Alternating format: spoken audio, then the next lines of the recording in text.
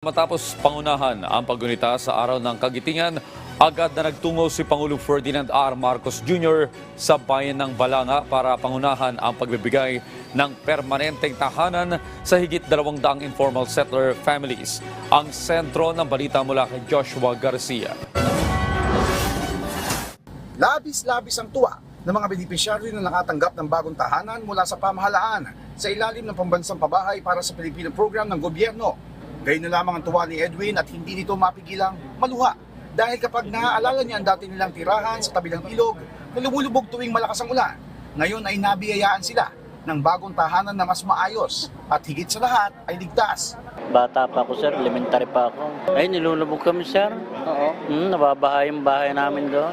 Malaking bagay o sa amin yun na kami nagkaroon ng babahay ng gobyerno, ligtas sa baha, magandang tirahan. Maganda pong programa ng ating mahal na presidente. Kasabay na ika-82 taon ng araw ng Kagitingan, pinangunahan ni Pangulong Ferdinand R. Marcos Jr. ang ceremonial turnover ng pabahay mula sa NHA Balanga City Low-Rise Housing Project sa Bataan. Ayon sa Pangulo, ito ay alinsunod pa rin sa pagsasakatuparan na mabigyan ng lahat ng informal settler families o ISF, lalo na yung mga nakatira sa danger zones ng maayos na tirahan. Ito pong pabahay ay handog ng pamahalaan para sa inyong pamilya. Mahalin at ingatan natin ito mabuti upang magsilbi itong pundasyon ng inyong mga pangarap at magagandang kinabukasan.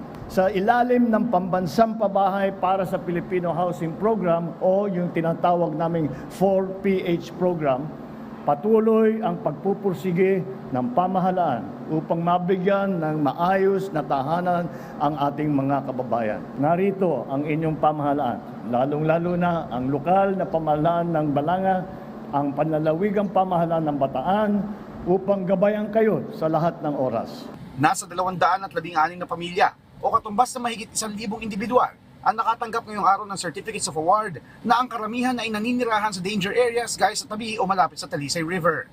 Ayon sa alkalde ng Balanga City, malaking tulong ito sa kanyang nasasakupan lalo't ito ang unang housing project na naitayo sa kanilang lugar. Karamihan naman po ay may long history na po dito po sa lalo na po sa Talisay River na marami pong nakatira sa danger areas. Kaya napakakailangan po talaga ng mga proyekto na ito para po sila po ay mailikas na para po tuwing tag-ulan, tuwing habagat, hindi na po laging nag-emergency rescue po para sa kanila.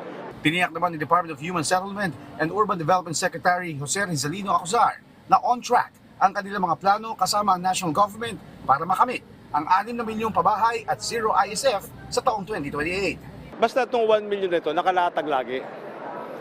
Ibig sabihin, nakaplano na, meron ng beneficiaries, may LGU na, at may mga kontraktor na pinag-uusapan dyan. Susunod na taon, lalatag ulit kami another million para yung kasunod na yon ay tuloy-tuloy na. So every million, after 3 years, every year may delivered na. Maliban naman sa pabahay, may nakahanda rin ng NHA Balanga City Low-Rise Housing Project ng mga pampublikong pasilidad tulad ng 4 na palapag na paaralan, multi-purpose building, covered basketball court, community center building at iba pa para matiyak na hindi na kailangan lumayo ng mga benepisyaryo sa mga pangunahing pangangailangan nila tulad ng health center, daycare center, barangay learning hub, maging mga satellite office ng lokal na pamahalaan. Joshua Garcia para sa Pambansang TV sa Bagong Pilipinas.